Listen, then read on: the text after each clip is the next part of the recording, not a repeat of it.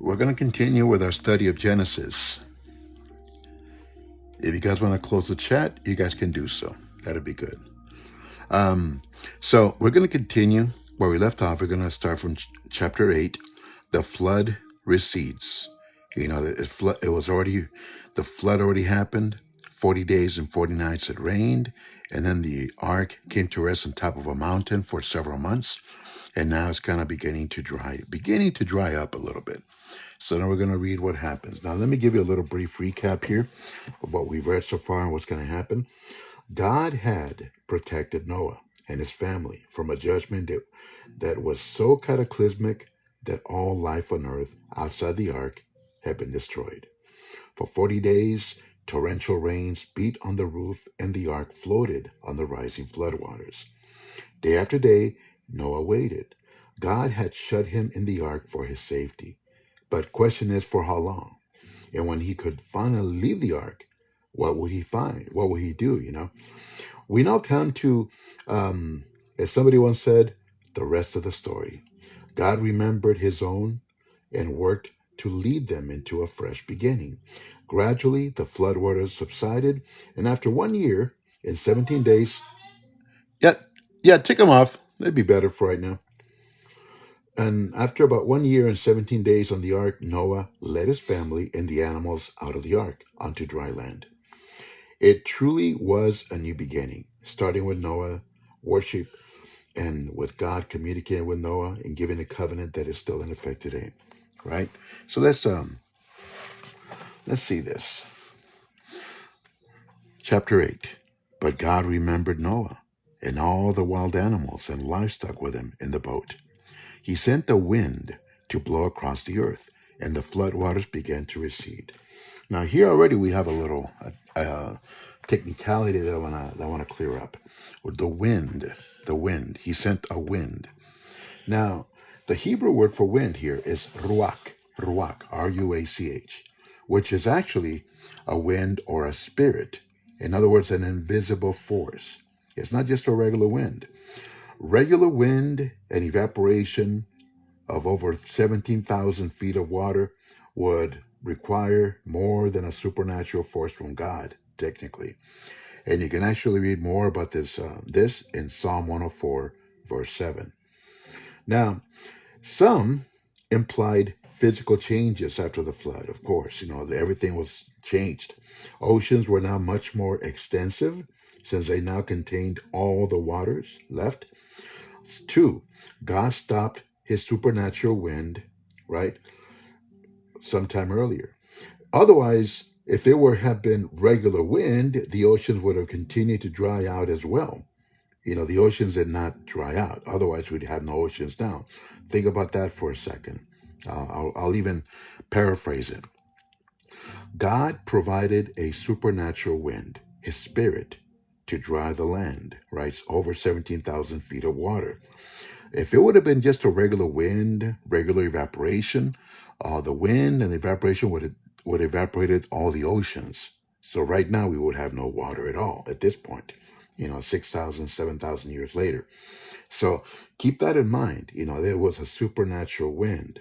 And otherwise, like I said, if it was a regular wind, the oceans would have continued to dry and evaporate.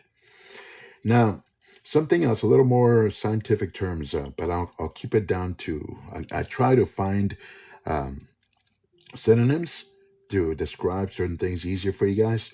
The thermal vapor blanket that kept all the weather at a regular pleasant temperatures has been dissipated, now bringing more extreme weather patterns across the earth. Snow, freezing temperatures, and even hotter temperatures than normal. So that's something to keep in mind. Before the flood, even the North Pole, South Pole, whatever the case may be, there was no snow. There was no extreme heat anywhere else. It was all basically one continuous type of weather.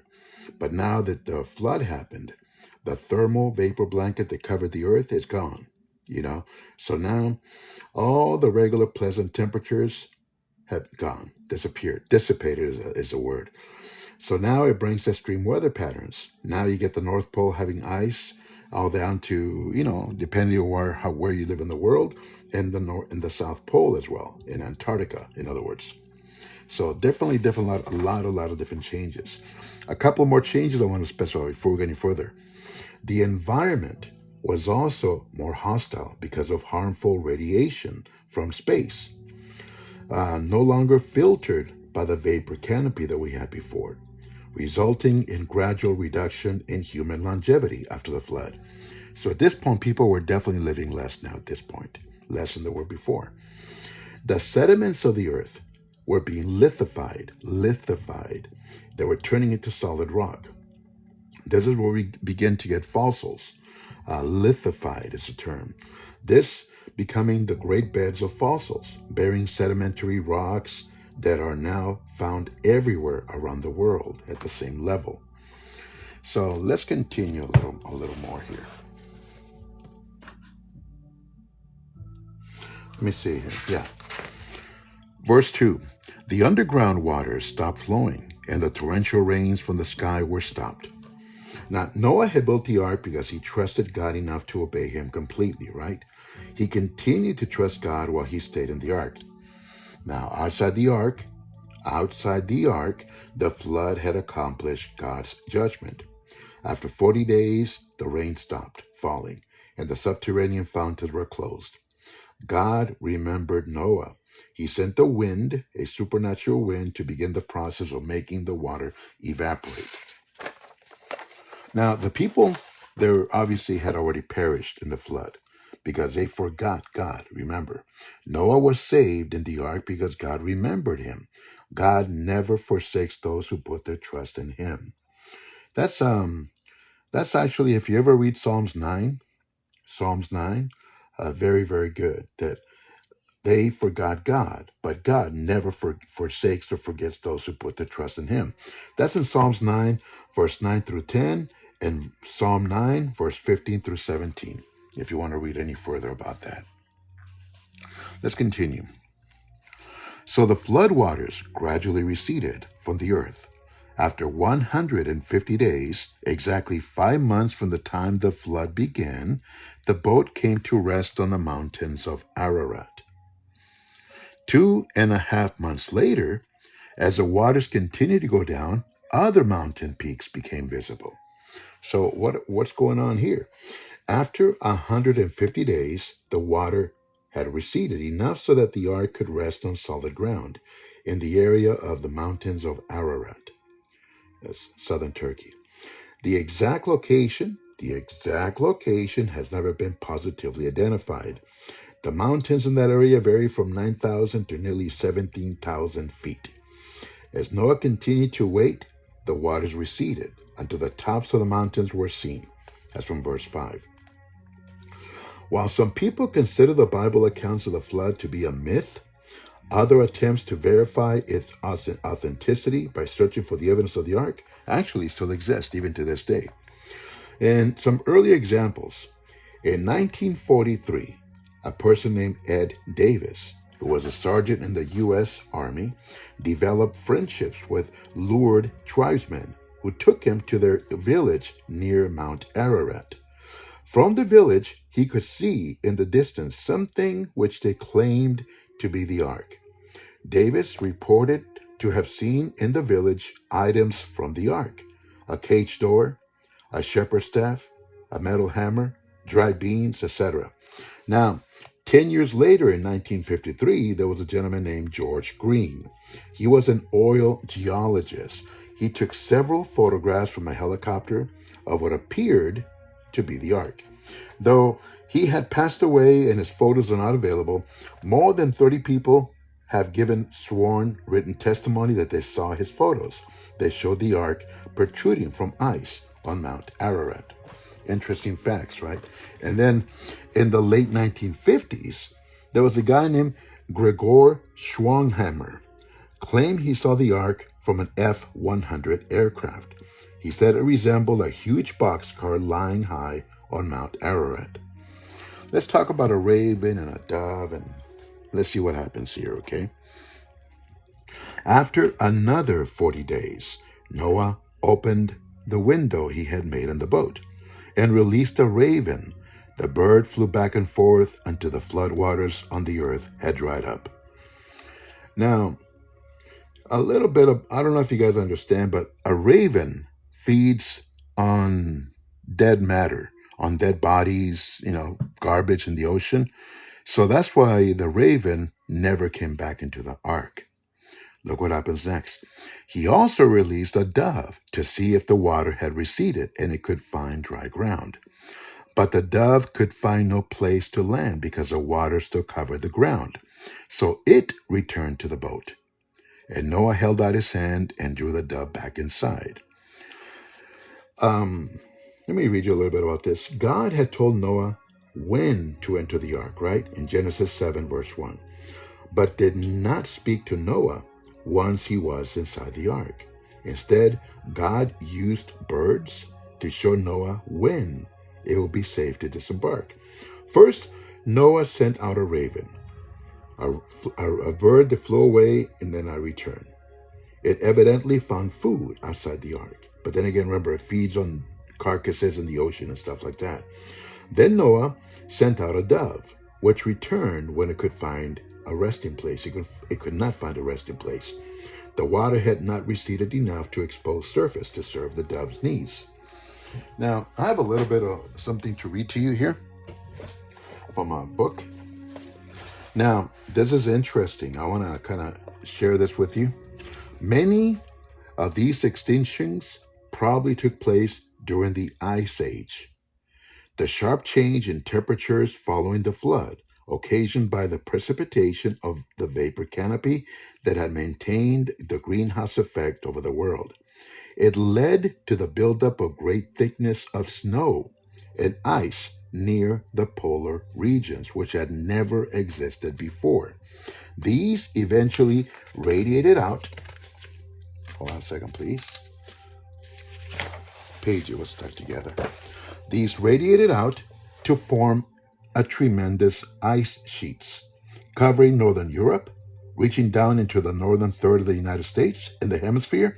This ice age probably lasted several hundred or 1,000 years, not several million years as believed in evolutionary geologists, and undoubtedly had a profound effect on the Earth's animal kinds. So there was an ice age. There was an ice age because temperature began to go dramatically down in temperature and dramatically high in temperature.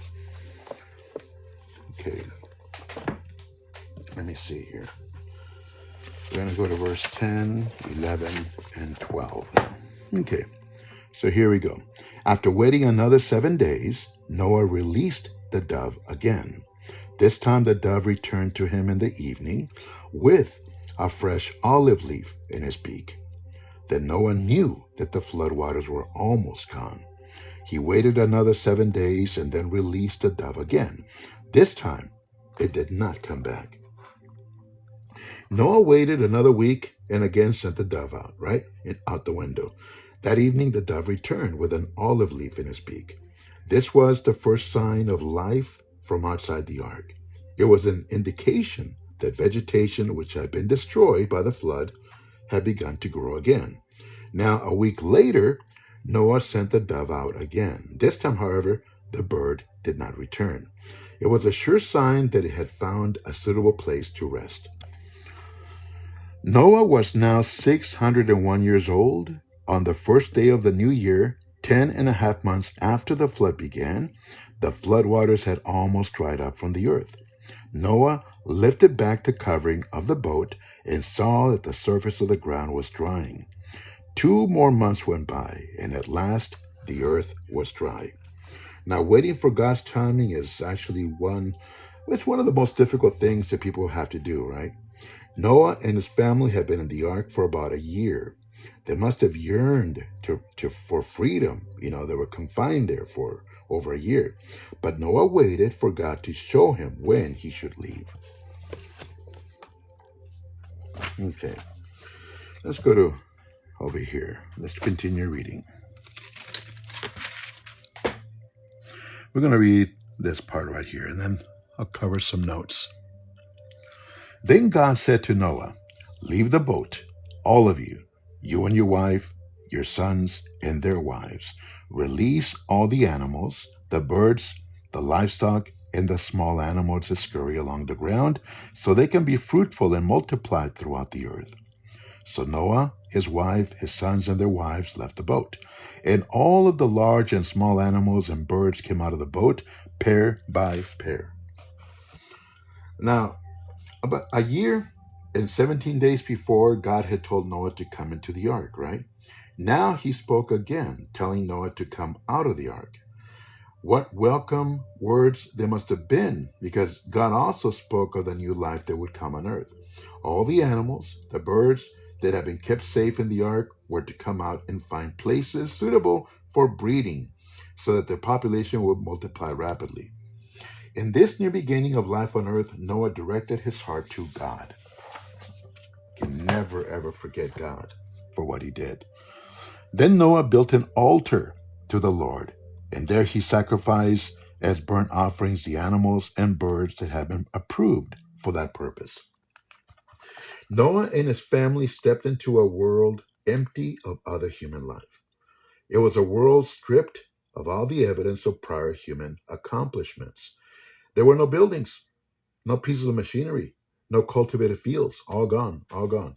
His first act was to build an altar and to sacrifice some of the clean animals and birds as his expression of thanks and praise to God. In this new beginning of life on earth, Noah directed his heart to God. Now, the Old Testament idea of cleanness is rooted in the holiness of God. Certain animals were set apart for worship. Others were unclean. To worship an utterly holy God properly, Noah was sure to sacrifice only those animals and birds that were clean. To sacrifice unclean animals would have been an affront, insulting to God's holiness. Let's continue. And the Lord was pleased with the aroma of the sacrifice and said to himself, I will never again curse the ground because of the human race. Even though everything they think or imagine is bent towards evil from childhood, I will never again destroy all living things. As long as the earth remains, there will be planting and harvest, cold and heat, summer and winter, day and night. So now there'll be seasons here. Pretty good, pretty interesting. God was pleased with Noah's offering. It gave evidence of Noah's faith in God through the flood and his continuing need for God's favor in his life. It also proved that he was thankful and filled with praise that God had kept him alive through the flood. God loved Noah's heart attitude and promised never again to curse the ground because of human failure. God knew that the human heart is evil, even from youth. Still, he promised never again to destroy the earth with a flood. He also instituted the 4 seasons let's a sign of his faithfulness. Winter, spring, summer, and fall. Let's go to chapter 9. Let's see here. Let me make sure I have no other notes here. Hold on, please.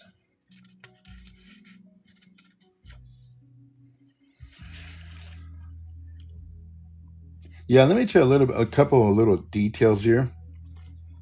The raven, remember I was talking about the raven? That the word was, he's a carrion eater. Carrion. It's a raven, it's a large member of the crow family. He's a scavenger and carrion eater, able to sustain himself without returning to the ark. Basically, he was feeding himself on decaying fish and other dead matter in the ocean. All right? I just want to clear a couple things up right there. Now, in verse 20, notice what it says. Then Noah built an altar. Altar. This is the first mention of the word altar in the Bible. For anybody that likes facts, trivia, it showed, of course, Noah's gratitude to God for having gone through this judgment. And let me see here. We're going to go to chapter 9, right? Okay, chapter 9 it is. Let's see. Let me read you my notes before we go here because it's going to be a little interesting. All the animals of the earth, all the birds of the sky, and all the small animals that scurry along the ground, right? all the animals. Man was no longer to have direct authority over the animal creation like it was before. Now it caused animals to be fearful rather than obedient and understanding towards humans. That's something important. A couple of other very important notes. In verse 3, humans were now permitted to eat the meat of animals to supplement their diet, previously consisting only of grains, fruits, and veggies. Okay? So now people could actually eat the meat of animals. Before, they would sacrifice them, they would use their skin to make skins, clothing, and stuff like that, but they were not supposed to eat the animal. Now they were allowed to eat the animals. Now, we're going to read about the blood of animals. The flesh was given for food, but the blood, this is important, but the blood, the life of the flesh, was for sacrifice. For sacrifice. That's why a man is not supposed to drink the blood of an animal, any blood of any matter for that matter. It says here, for the life of the flesh is in the blood. This is from Leviticus 17:11, by the way. I'll read it. For the life of the flesh is in the blood, and I have given it to you upon the altar to make an atonement for your souls. For it is the blood that makes an atonement for the soul. Leviticus 17:11. Okay, important. Now, the word life and soul in these verses are actually the same. It's a Hebrew word says nephesh, Nephesh, nephesh. Okay, let's continue here. Now I'm going to read it. Then God blessed Noah and his sons and told them, be fruitful and multiply, fill the earth, all the animals of the earth, all the birds of the sky, all the small animals that scurry along the ground, and all the fish of the sea will look on you with fear and terror. I have placed them in your power. I have given them to you for food, just as I had given you grain and vegetables. But you must never eat any meat that still has a lifeblood in it. Understand that is actually a very important thing. Let's continue. And I will require the blood of anyone who takes another person's life. If a wild animal destroys a person, it must be destroyed. And anyone who destroys a fellow human must also be destroyed. If anyone takes a human life, that person's life will also be taken by human hands. For God made human beings in his own image. Now be fruitful and multiply and repopulate the earth. Something important here, that God actually established a form of judicial system never before on earth. A judicial system to prevent widespread taking of someone's life is what I'm trying to tell you. Very interesting. Now, Noah's offering had pleased the Lord. Now God spoke to Noah, making a covenant with him. These are the things he said. Basically 4 things. God blessed Noah and his sons and gave them specific directions. 1, they were to enjoy having large families so that people would fill the earth. 9, verse 1. God put his blessing on husbands and wives having children. Okay, that's in Psalm 127, verse 3 through 5. In addition, number 2, in addition to eating green plants, people could now eat meat. That's from Genesis chapter 9, verse 2 through 4. Now animals will be afraid of humans. By hunting them, humans would keep animals from reproducing too quickly. 3, God did give one specific prohibition. They were not to eat flesh with its life, that is, its blood. Genesis 9, verse 4. God established the principle that the life of a creature is in its blood. Leviticus 17, verse 10 through 14, actually now. Humans needed to be aware of this and respect all God's creatures. Then finally, 4th, God required respect for human life. People are made in God's image and have value to God. To protect humans from the violence that corrupted the world before the flood, God established this mandate for human government to punish the person who takes the life of another human. Ultimately, though, man is held accountable to God for the shedding of human blood. can never, ever forget that. All right. Then God told Noah and his sons, I hereby confirm my covenant with you and your descendants, and with all the animals that were on the boat with you, the birds, the livestock, and all the wild animals, every living creature on earth. Yes, I am confirming my covenant with you. Never again will flood waters destroy all living creatures. Never again will a flood destroy the earth. God gave what has been called the Noahic covenant. In it, God shows his care for our creation. A covenant is usually an agreement between two parties, right? But in this covenant, God did not have conditions for Noah or for the generations that would follow him, for that matter. Instead, God gave an unconditional promise that he would never send another flood to purge the earth of all its life. This covenant relieved Noah and his family from concern whenever it rained. Because you can imagine, at this point, it would rain every now and then. Remember, we have seasons now: winter, spring, summer, and fall. So now, the seasons cause rain to come every now and then. Can you imagine, after seeing the earth flooded for 40 days and 40 nights with rain, if Noah saw it rain again, he would be traumatized. But he knew, God told him, don't worry, it just basically rained for a little bit, but the earth will not flood ever, ever, ever again. We got to remember that it would have been traumatic just to see rain coming down again. Then God said, I am giving you a sign of my covenant with you and with all living creatures for all generations to come. I have placed my rainbow in the clouds. It is a sign of my covenant with you and with all the earth. When I send clouds over the earth, the rainbow will appear in the clouds. And I will remember my covenant with you and with all living creatures. Never again will the flood waters destroy all life. That's a beautiful promise. I would imagine people will be traumatized. When I see the rainbow in the clouds, I will remember the eternal covenant between God and every living creature on earth. Then God said to Noah, yes, this rainbow is a sign of the covenant I'm confirming with all the creatures on earth. Now, for most of God's promises, he asked the person to accept his word by faith, right? But in this covenant, he gave a visual sign that would confirm his promise repeatedly in every part of the world. The visual sign is a rainbow. People see it, God sees it, and he and all the people can remember his commitment that he will never send a flood that will destroy all life on earth. That is his word, and God never breaks a promise. Important notes. Now, every time we see a rainbow, we should stop and worship the God who always keeps his promises. He will never let us down.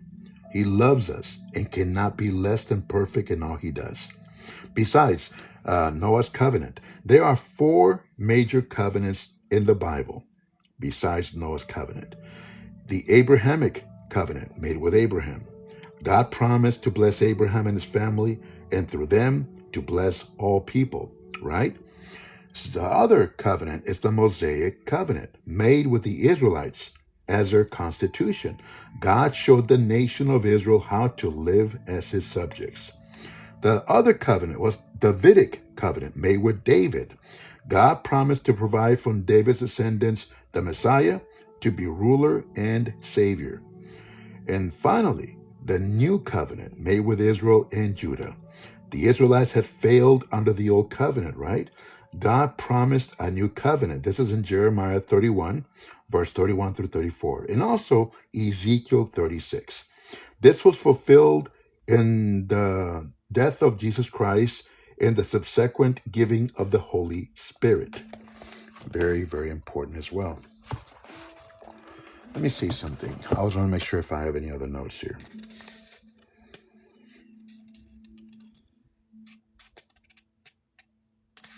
Okay, I want to make sure because... Okay, let's talk about wine. Something tragic that happened here. All right. The sons of Noah who came out of the boat with their father were Shem, Ham, and Japheth. Ham is the father of Canaan. From these three sons of Noah came all the people who now populate the earth. We're going to get into this in the next chapter, which we'll start in a little bit. Now, after the flood, Noah began to cultivate the ground, okay? And he planted a vineyard. One day he drank some wine that he had made, and he became drunk and lay inside his tent naked. Ham, the father of Canaan, saw that his father was naked and went outside and told his brothers. Then Shem and Japheth, Noah's other two sons, took a robe, held it over their shoulders, and backed into the tent to cover their father. As they did this, they looked the other way so they would not see him naked. I got to read you a little bit about this.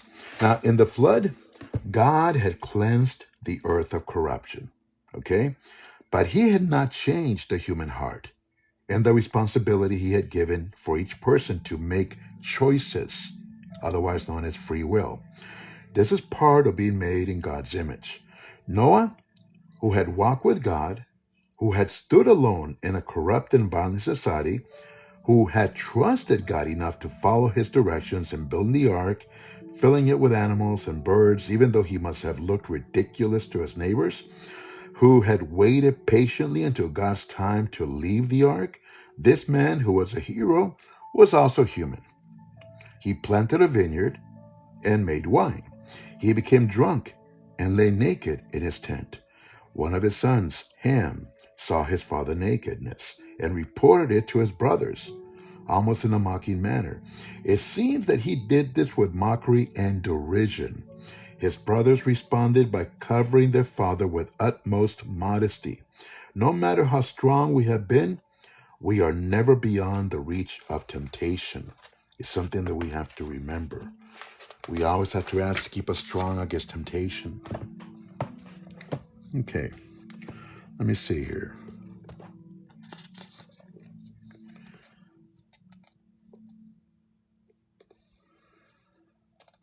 Yes, let's see.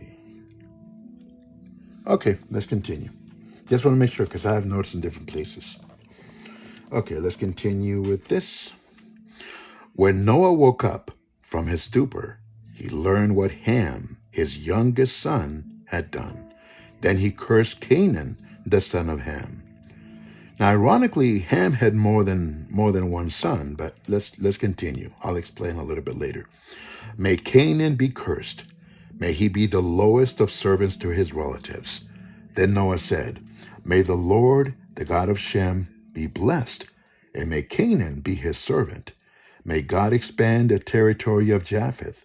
May Japheth share the prosperity of Shem, and may Canaan be his servant. Noah lived another 350 years. After the great flood, he lived 950 years, and then he passed. When Noah awoke and discovered what had occurred, he spoke to his sons, Ham, Shem, and Japheth, giving words that were prophetic. First of all, he began with Ham, but did not address him. Instead, he gave a curse on Ham's son, Canaan. It was a prediction that showed how Canaan's characteristics would be judged in the future. We do not know why Canaan was singled out, but we do know that the descendants of Canaan were a godless people, all the Canaanites, degraded in every way. Years later, they led the Israelites into idolatry. We cover that in Judges and Joshua, etc., Numbers. Noah said that a servant of servants he shall be to his brethren. Genesis 9:25. Then Noah addressed Shem, saying that he will be blessed by God, and that Canaan will serve him. Years later, God called Abraham, a descendant of Shem, to be the father of the Jewish people, through whom the Savior in the world was born.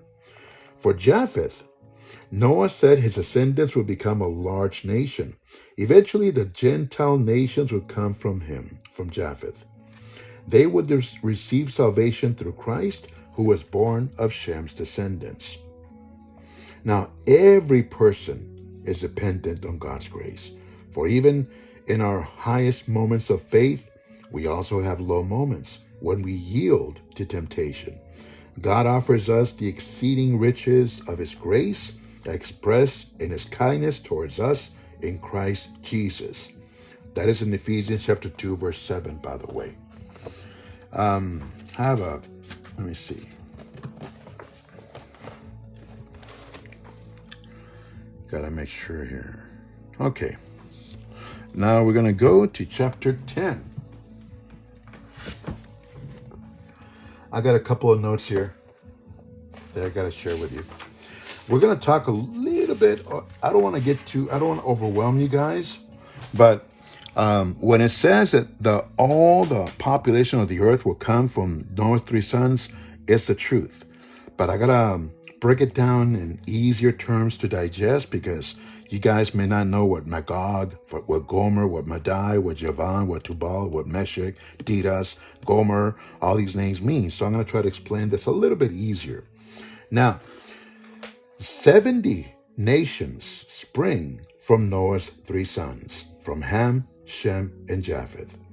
Now, they're listed in chapter 10. We're going to start reading that right now. Known as a table of nations. All of us are descendants of Noah through one of his three sons. Ham's son include Mizraim, Mizraim, which is a name for what we know as Egypt, Upper and Lower Egypt, from whom come the Philistines. Another son of Ham was Cush, who settled south of the second cataract area of the Nile, in Ethiopia. It's sometimes translated to Ethiopia in our Bibles, but it's actually much broader than that. It really speaks of most of the inhabitants of Central and Southern Africa. Nimrod was of Cush, and he became the first world dictator. Put, P-U-T, settled west of Egypt. Therefore, it is often translated as Libya, but really refers to all of North Africa. And of course, Canaan settled from Sidon to Gaza, to Sodom and Gomorrah. Also from Canaan came Kitae. Now this is interesting. Kitae, I'm going to spell it for you. K-I-A-T-T-A-E. They came from Canaan, which we get Kathai. If you know any world history, that is northern China, the Asian people.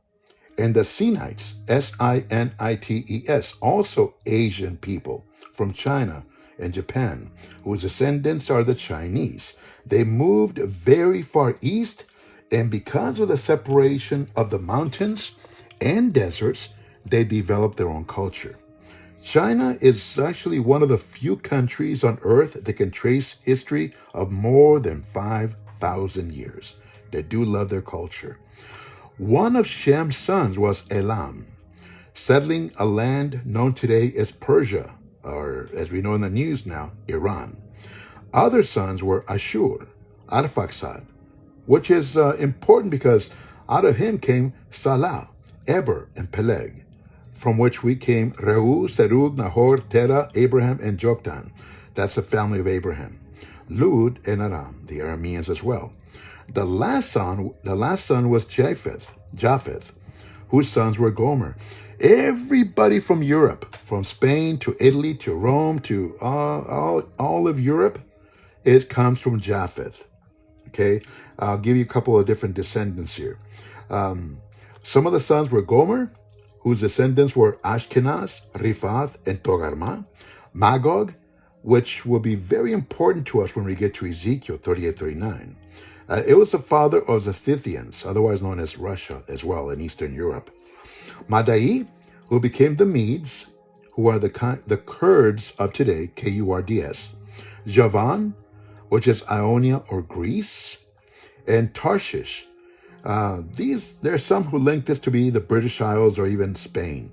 And Tiras, T-I-R-A-S, who are the Etruscans of Italy and others.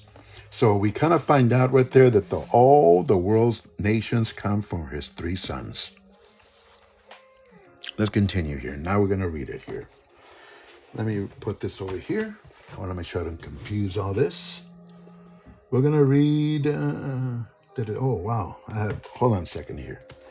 I get happy when I find out I have notes in different notebooks here from different years ago, a few years ago, from about a year ago, from a few weeks ago. Hold on here. 247.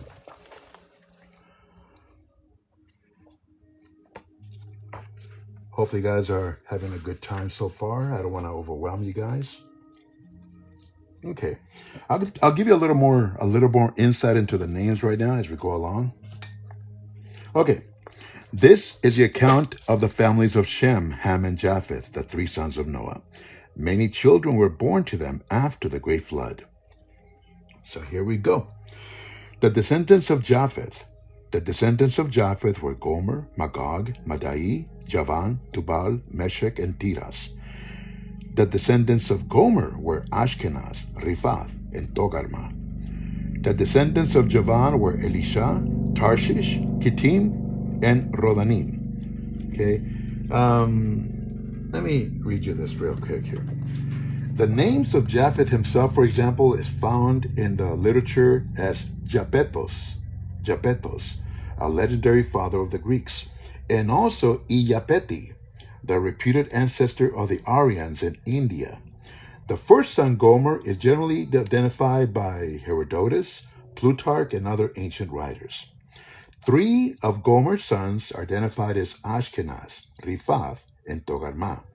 The Jews identified Ashkenaz with Germany, and to this day, German Jews are called the Ashkenazi.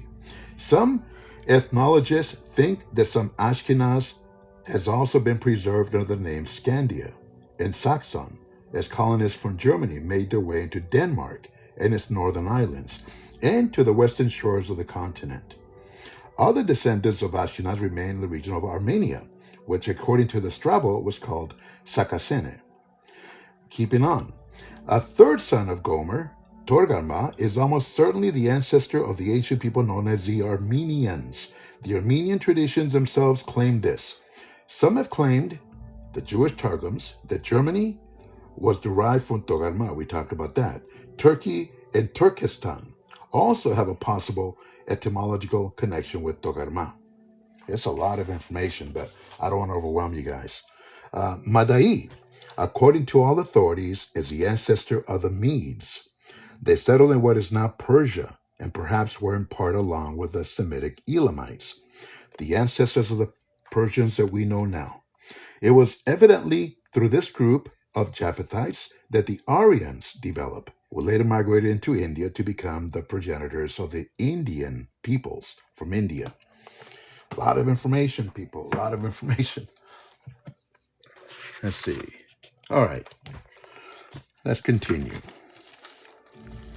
Their descendants became the seafaring peoples that spread out to various lands, each identified by its own language, clan, and national identity. Let's see. Now, a couple of notes here. We're going to finish right here, but I have a lot of notes here just to let you know. Now, you might be wondering whatever became of Noah's family in general. Look at the world map. Note today's many political divisions. Travel across these countries. Hear the many different languages and dialects spoken.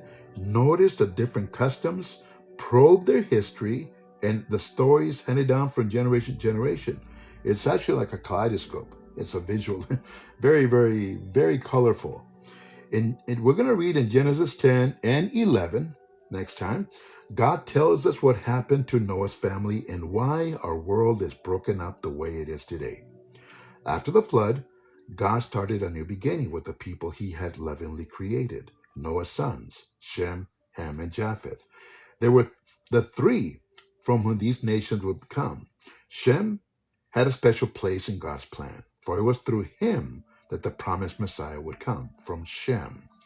God had told Noah's sons, be fruitful and multiply and fill the earth. They fulfilled God's command, and in the years that followed, the world was populated. God tells how nations developed from this family and how they came to be scattered over the earth. We're going to read about that in the next chapter in the Tower of Babel as well. Let me see here. I think I have some more here. Hold on a second, please.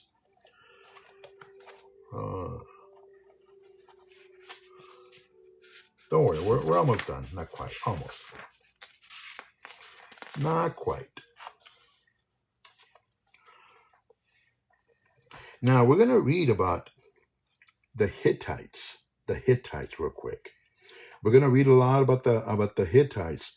If you recall, we read the story of David in 2 Samuel, how David took advantage of Bathsheba, and she had a husband named Uriah the Hittite. The Hittites, they were present in the land of Canaan during the time of Abraham. Rudy, here is your reminder. Daily reminder. Alexa, stop. Okay. And the Hittites apparently reached the heights of their power in Asia Minor sometime later. There was still a great power at the time of Solomon, which was 1,000 years later, in 2 Chronicles chapter 1, verse 17. Now, the other 9 sons of Canaan were the progenitors of the Canaanite tribes which inhabited the land when the Israelites arrived. The Jebusites apparently descended from a man named Jebus, were early inhabitants of Jerusalem. I've mentioned that to you guys a few times before. The Amorites were one of the most prominent tribes as well, with their names sometimes used as representatives of all the Canaanites. So it says a lot of information here. I'm going to cover a lot more of this next time. It's just that